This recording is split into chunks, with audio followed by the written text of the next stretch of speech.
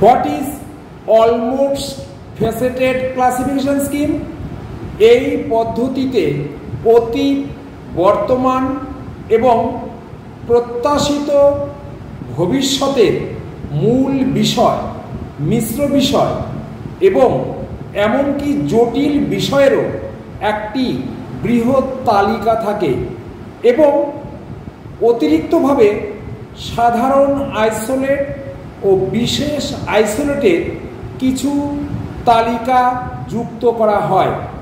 এছাড়াও কিছু নির্দেশ, ইন্ডিকেটর ডিজিটস বা সংযোগ রক্ষাকারী চিহ্ন, কানেক্টিং সিম্বলস থাকে, যারা প্রধান তালিকায় সংখ্যার সঙ্গে সাধারণ আইসোলেট ও বিশেষ আইসোলেটকে যুক্ত করে।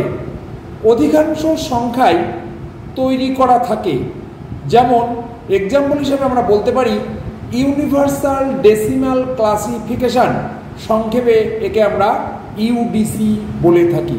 Thank you.